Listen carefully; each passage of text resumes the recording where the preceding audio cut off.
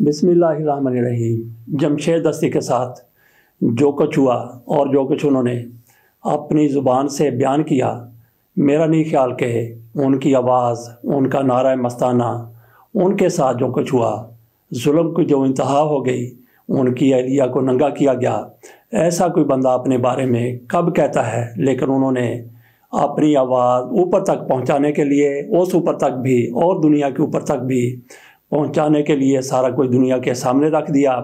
وہ کس طرح سے چیخ رہے تھے، چلا رہے تھے، اپنے بال نوچ رہے تھے، اپنا سر پیٹ رہے تھے، اس میں کسی شبہ کی گنجائش نہیں رہتی کہ ایسا کوئی بندہ ڈرامے بازی میں ہرگز نہیں کر سکتا۔ ان کے ساتھ جو ظلم کی انتہا کر دی گئی وہ انہوں نے دنیا کے سامنے رکھ دی۔ جمشید دستی کی طرف سے جو کچھ کہا گیا وہ آسمان تک چلا گیا، آسمان لرز کے رہ گیا، دنیا کے خداؤں تک ان کی آواز نہیں پہنچ سکی، کسی نے نوٹس نہیں لیا، کسی نے نہیں پوچھا۔ چیف جسٹس جناب قاضی فیصل صاحب، ان کے کان تک بھی جوں نہیں رنگی، نہ کسی بڑے کی طرف سے اس کے ساتھ ہمدردی کی گئی، نہ نوٹس لیا گیا، تو معاملہ کہاں پر جا کر ختم ہوگا؟ اور دوسری طرف پھر کس طرح سے پولیس والے وہ میدان میں آ گئے، وہ وضاحتیں دے رہے ہیں، وہ کس طرح سے انکار کر رہے ہیں۔ اور اس کے ساتھ ساتھ جمشید دستی نے اپنی دوسری ویڈیو میں یہ کہا کہ کوئی صحافی نما انسان نہیں بلکہ وہ درندے ہیں، وہ کس طرح سے پولیس کے موقف کی حمایت کر رہے ہیں۔ جمشید دستی جس طرح پہلے بے باک ہو کر بات کیا کرتے تھے، کسی مسلط کو خاطر میں نہیں لاتے تھے، انہوں نے اپنی پہلی ویڈیو کے دوران اور دوسری ویڈیو کے دوران بالکل لب و لہجہ وہی رکھا، وہی الفاظ استعمال کیے۔ وہ ڈرے ہوئے اور سہمے ہوئے، خوفزدہ ایک لمحے پر بھی نظر نہیں آئے، لیکن وہ انصاف مانگ رہے تھے۔ انصاف اللہ کی عدالت میں ہوگا تو تب ہوگا جب ہوگا، لیکن یہاں اس دنیا میں انصاف کرنے والے ان کے کان بند ہیں، وہ بالکل اس پر ٹس سے مس نہیں ہو رہے۔ لیکن کب تک اللہ کی لاٹھی بے آواز ہوتی ہے؟ وہ جمشید دستی کی اہلیہ کو ننگا کرنے والوں پر برسے گی، اور ان پر بھی برسے گی جنہوں نے ایکشن لینا تھا، جنہوں نے نوٹس لینا تھا، جنہوں نے جمشید دستی کو انصاف فراہم کرنا تھا۔ تو کیا ان کے کانوں تک یہ سارا کچھ نہیں پہنچا ہوگا؟ لیکن آج کل ان کی ترجیحات کچھ اور ہیں۔ میاں نواز شریف کو اہلیت کی مسرت پر بٹھانا ہے، ان کی نااہلیت کو ختم کرنا ہے۔ تاحیات میاں نواز شریف کی نااہلیت کا فیصلہ ہوا تھا، آج سارے کے سارے ادارے، ساری کی ساری عدلیہ اسی ایک طرف لگی ہوئی ہے کہ میاں نواز شریف کو کسی طرح سے اہل قرار دے دیا جائے۔ لیکن قاضی فیصل صاحب بھی مجبور محض ہیں، وہ اپنی پوری خواہش کے باوجود، پورے بینچ کے ساتھ بٹھانے کے باوجود میاں نواز شریف کو اہل نہیں کر سکیں گے۔ کیوں نہیں کر سکیں گے؟ کیونکہ میاں نواز شریف صاحب کے بارے میں جو فیصلہ پہلے آ چکا ہے وہ بالکل آپ اس کو غلط کہہ سکتے ہیں کہ میاں نواز شریف کی تاحیات اہلی نہیں بنتی تھی، لیکن جو فیصلہ آ چکا اس کو ریورس نہیں کیا جا سکتا۔ میاں نواز شریف کے حق میں اس کو کسی بھی طرح تبدیل نہیں کیا جا سکتا، کیونکہ 5 ججوں کی طرف سے فیصلہ کیا گیا تھا۔ اور پھر اس فیصلے کے بارے میں جس طرح پریکٹس اینڈ پروسیجر کیس کے حکم نامے میں کہہ دیا گیا، تو اس کے بعد کیا کہا گیا تھا؟ یہی کہا گیا تھا کہ اس معاملے کا اپیل کے بارے میں اطلاق بے ماضی نہیں ہوگا، ماضی میں اس کا اطلاق نہیں ہوگا، آج کے بعد جو بھی قانون سازی ہوگی، جو بھی فیصلے ہوں گے، اس کا اطلاق اس پر ہوگا۔ اور میاں نواز شریف صاحب کو ماضی میں تاحیات نااہل قرار دیا گیا تھا، آپ جو بھی قانون سازی کر لیں، پریکٹس اینڈ پروسیجر میں 8 ججوں کی طرف سے کہہ دیا گیا کہ اس کا اطلاق بے ماضی نہیں ہوگا، ماضی سے اس کا اطلاق نہیں ہوگا، آج سے ہوگا، آج کے بعد سے ہوگا، قانون جب بن جاتا ہے اس کے بعد سے ہوا کرے گا۔ تو قاضی فیصل صاحب چاہتے ہوئے بھی میاں نواز شریف کی اہلیت کے بارے میں وہ فیصلہ نہیں کر سکتے کہ میاں نواز شریف کی تاحیات نااہلیت ختم ہو گئی ہے اور وہ الیکشن میں حصہ لینے کے لیے اہل ہو گئے ہیں۔ تو باقی اپنی طاقت کی بات ہے کہ طاقت کو کوئی کس طرح سے استعمال کرتا ہے۔ بلے کی بات کر لیتے ہیں، بلہ عمران خان کو واپس مل گیا تھا۔ پشاور ہائی کورٹ کے جج کامران حیات میاں خیل کی طرف سے عمران خان کو، تحریک انصاف کو بلے کا نشان واپس مل گیا تھا۔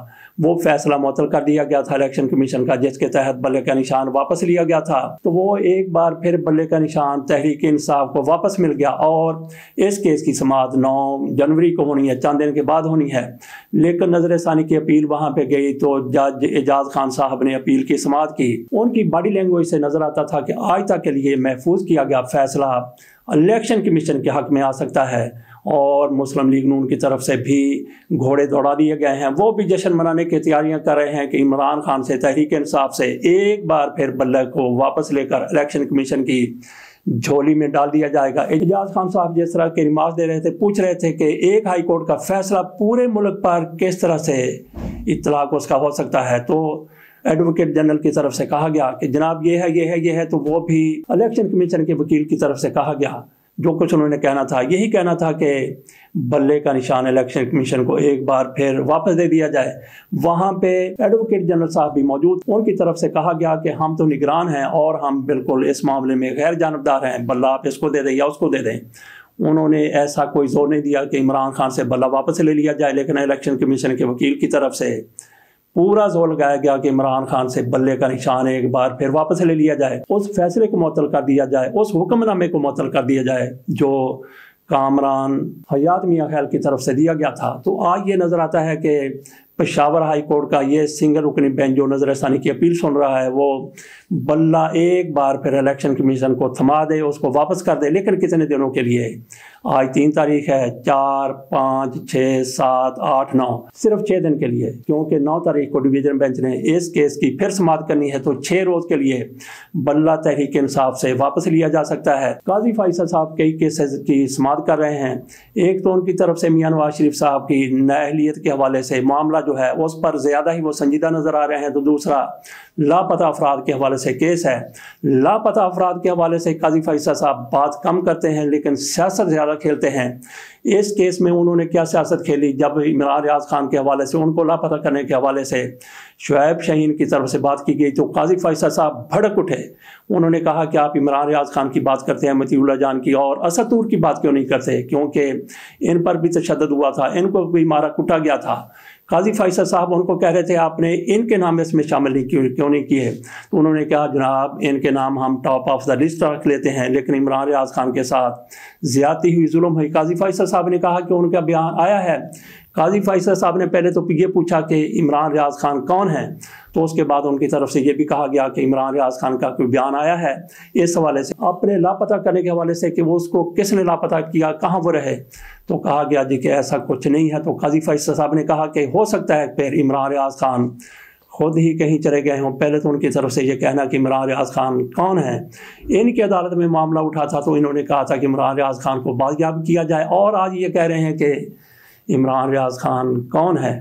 تو اس سے قاضی فیصل صاحب آپ یوں سمجھ لیں کہ عمران ریاض خان ہی نہیں بلکہ انسانیت کے زخموں پر بھی نمک پاشی کرتے ہوئے نظر آ رہے ہیں۔ انہوں نے کہا کہ مطیع اللہ جان اور اسد طور دیگر لوگوں پر بھی تشدد کیا گیا تھا، کس کی حکومت تھی؟ تو کہا کہ PTI کی حکومت تھی۔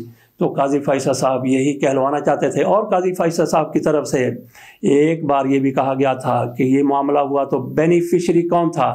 جج صدیقی صاحب کے حوالے سے جب بات ہو رہی تھی کہ ان کے پاس ISI کے کچھ لوگ گئے تھے، فیض حمید صاحب کے حوالے سے کہا جا رہا تھا کہ انہوں نے جا کر کہا تھا کہ کیس کو اس طرح چلائیں، کیس کو اس طرح چلائیں۔ اس موقع پر بھی قاضی فیصل صاحب کی طرف سے کہا گیا تھا کہ اگر یہ سارا کچھ ہوا تھا تو اس کا پھر بینیفیشری کون تھا؟ ان کا اشارہ عمران خان کی طرف تھا۔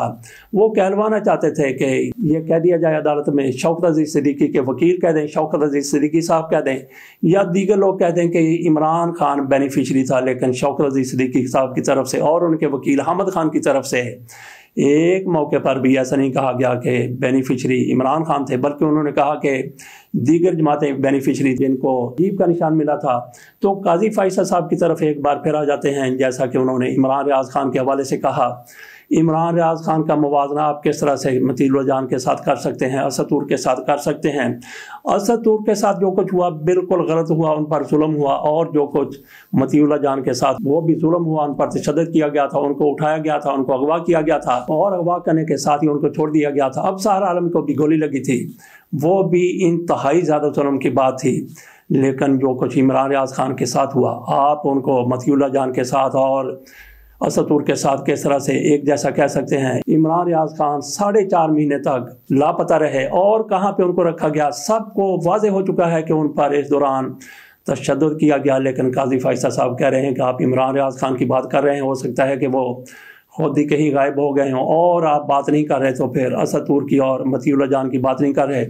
تو اس سے آپ اندازہ کریں کہ قاضی فیصل صاحب اپنے دل میں اپنے دماغ میں کس کے لیے کیا کچھ رکھتے ہیں. ہم اس کو بغض نہیں کہیں گے، اناد نہیں کہیں گے، لیکن عمران خان کے حوالے سے ان کے دل میں جو کچھ بھی ہے وہ بالکل ان کی زبان سے باہر آ جاتا ہے.